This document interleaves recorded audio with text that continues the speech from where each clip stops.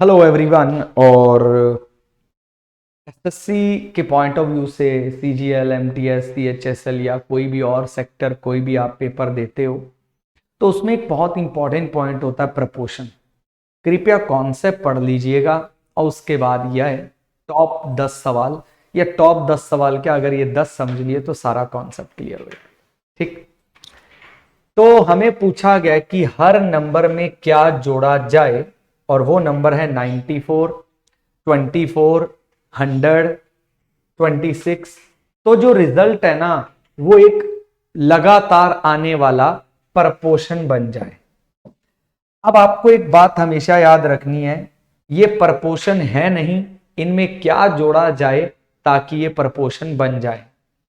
तो जब प्रपोर्शन बन जाएंगे ना तो एक इनके बीच रिश्ता होता है, पहला बराबर दूसरा, पहला बटे दूसरा और बराबर तीसरा बटे चौथा। तो 94 में क्या जोड़ें, ठीक, इसी तरह 24 में क्या जोड़ें, डन। इसी तरह 26 में 100 में क्या जोड़ें और इसी तरह 26 में क्या जोड़ें कि ये प्रपोर्शन बन जाए, ये प्रपोर्शन बन जाए। ठीक, अब आप लोग ऑप्शन पिक कर सकते हो। मान लीजिए पहला ऑप्शन है 10, ये हो जाएगा 104, ये हो जाएगा 34, ये हो जाएगा 110, ये हो जाएगा 36। पर क्या इनको काट कर दोनों साइड बराबर आ रही हैं? नहीं आ रही। 11 पिक करो, 105, 35, 111, 37। तो ये काट के 3, ये काट के 3, दैट्स ऑल। सही जवाब क्या है? 11। और हर सवाल ऐसे करना पॉसिबल नहीं होता, कई बार आपको ये पूरा क्रॉस मल्टीप्लाई करके भी हल करना पड़ेगा। वो डिपेंड करता है सवाल के ऊपर। उम्मीद है आपको बात समझ आ गई होगी। जैसे मैं बोल रहा था ना कि कई बार पूरा भी करना पड़ेगा, ये रहा एक एग्जांपल सामने। कहते एक्स ऐड कर दिया जाए सब में तो ये क्या बन जाएंगे? ये प्रपोर्शन बन जाएंगे। ठीक है, 10 में एक्स जोड़ दो, 16 में एक्स जोड़ दो, बराबर 22 में एक्स जोड़ दो, बटे में 32 में एक्स जोड़ दो। ये सब क्या बन गए? ये प्रपोर्शन बन गए।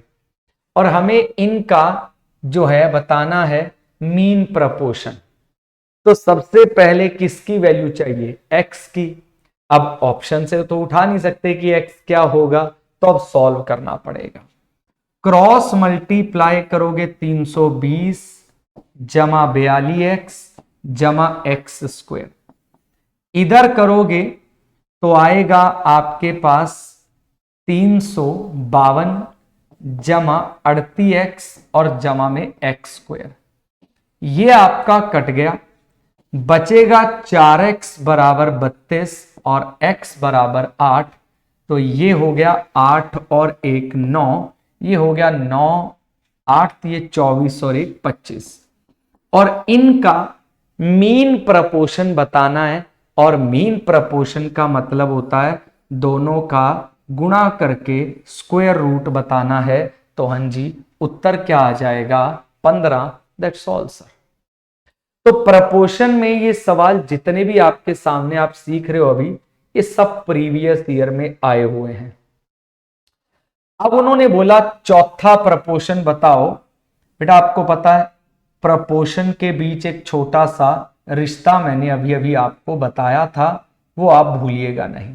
ठीक, ये होता है, पहला ये रहा वैल्यू, दूसरा ये रहा वैल्यू, तीसरा ये रहा वैल्यू, चौथा आपसे पूछा गया है। तो 24 एकम 24, 24 पंजे 5 गुणा 22।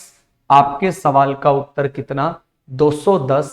बड़ी आसानी से आप लगा सकते थे।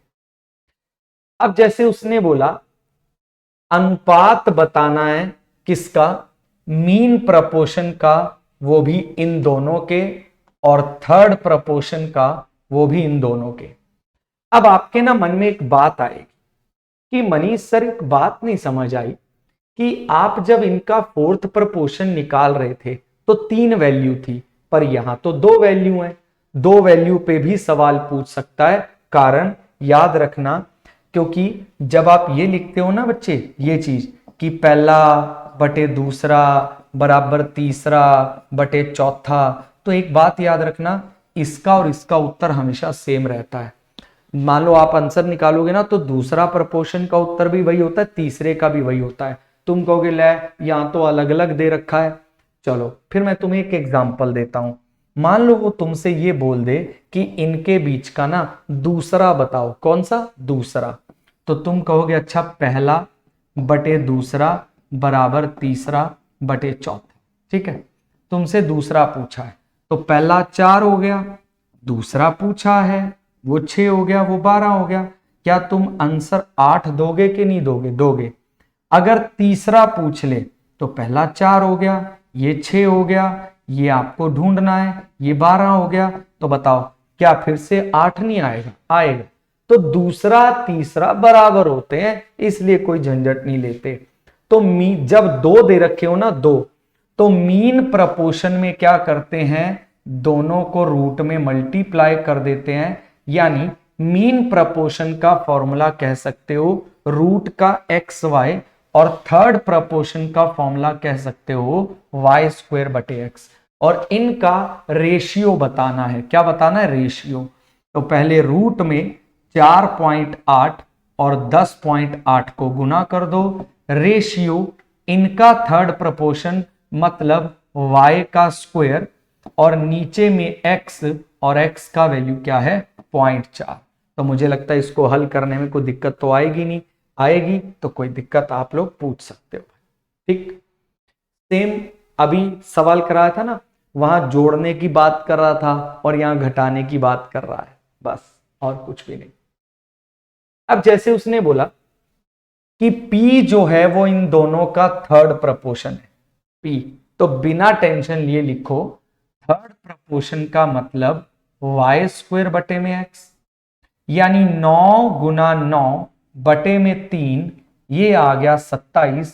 और लिखिए क्या लिखा है, P जो है वो इनका थर्ड प्रपोर्शन है, यानी थर्ड प्रपोर्शन 27 आया है, और 27 किसके बराबर है? P के बराबर है।